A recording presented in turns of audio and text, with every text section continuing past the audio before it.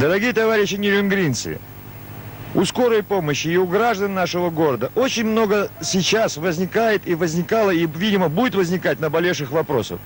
Вот сейчас мы находимся со скорой помощью в квартале К, нашего города Нерюнгри. Всякий уважающий себя мэр, всякий уважающий себя город, в первую очередь, когда вновь приезжающий к нам человек, он смотрит, какая улица, есть ли таблички на домах, можно ли найти данный адрес. Вот так вот мы ищем и ночью, и днем. Вот этот квартал К, первый подъезд сдан, третий подъезд сдан, в середине подъезд второй не сдан. Здесь же бегают дети, здесь же ходят люди, ломают руки, ноги. Смотрите, пожалуйста, что здесь творится. Главная задача у начальства города – сдать быстренько, вселить людей, а там хоть трава не расти. И вот такие вот безобразия творятся у нас повсеместно. Можно проехать в другие места, где одни ямы, одни колдобы, где только по тропиночкам люди ходят. А как проехать скорой помощи? Не в состоянии проехать. Начинаем ездить. Начинаем крутиться, вертеться. Страдает кто? Больной. По 30-40 минут не можем найти адрес. В каждом нормальном городе, на доме, в первую очередь должна быть табличка «Улица». С двух сторон, с двух подъездов должна быть нумерация домов. У нас этого нет. Вы уже обратили внимание, ни на одном доме нет ни одного номера, хотя здесь уже люди живут. Кроме того, очень масса других вопросов, кроме, так сказать, строительных, чисто строительных. На квартирах нет нумерации, в подъездах нет света, со спичками ходим, ищем, стучимся не туда, куда нужно. Будем людей в 2 часа, 3 часа ночи, что лишь бы узнать, лишь бы попасть к больному, опять теряем время. Далее, кто-то, не знаю кто, но дал такую команду в 23, в 24 часа, не во всех домах, но во многих, отключать лифт. Хотел бы я посмотреть и поработать с этим человеком, который отключает, и взять его в себе в напарники, тащить, извините за это слово, больного 120-130 килограмм с 10-го этажа, с инфарктом, с инсультом, по этим узким пролетам, где тяжело вообще развернуться. Но мало наших проблем, но ведь люди работают во вторую смену. Люди могут прилететь с самолета, с поезда, откуда угодно, в 2 часа, 3 часа ночи, и они должны идти и с бронхиальной астмой, и сердечными заболеваниями на 10-й этаж. Весело, правда? Дальше. Все это я говорил. Для чего?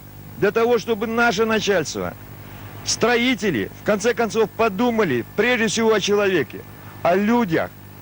Ведь у нас все для человека, а для человека ничего не видно. Вы сами видите, что творится.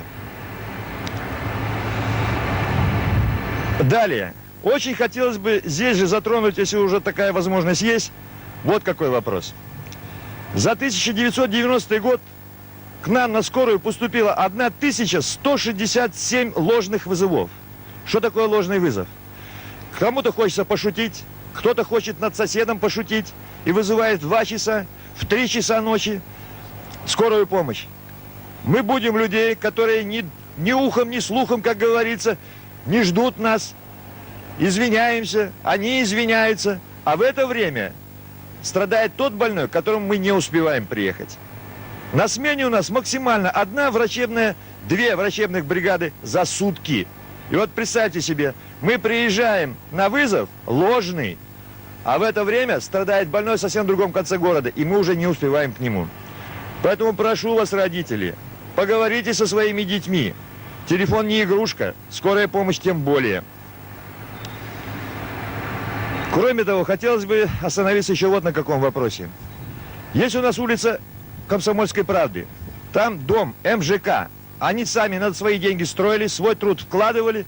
Будьте любезны, кого это заинтересует, зайдите в этот дом. Чистый подъезд, чистые лифты. Приятно пройтись по этому дому. И посмотрите дома, которые относятся к нашему государственному сектору.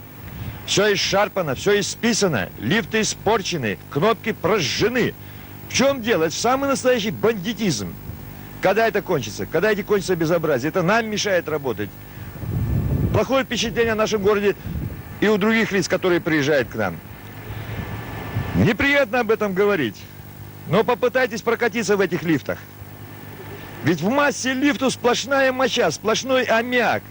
Ну неужели нельзя до такого додуматься, чтобы мочиться ходить в туалет? Нет, обязательно надо влить. Это же просто разбой. Хулиганство самое настоящее.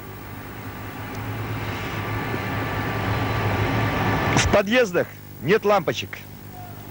Я понимаю, сейчас и в городе нет лампочек, в магазине нет лампочек. Но как-то надо выходить из этого положения. Не ходи же нам со спичками искать каждую квартиру, каждый дом. И мое к вам большое-большое пожелание. Будьте любезны, когда вызываете скорую помощь, не просить вызывать посторонних, которые не знают ни дом, ни улицу, ни квартиру. И не просите вызывать детей, которые также ничего этого не знают, не могут сказать, что, зачем и почему. И мы опять мучаемся. Кроме того, зачастую поступают вызова совершенно от пьяных людей. Это в корне неправильно. Ни в коем случае не доверяйте вызов по скорой помощи пьяным лицам. Вот такие у меня к вам пожелания. Спасибо за внимание.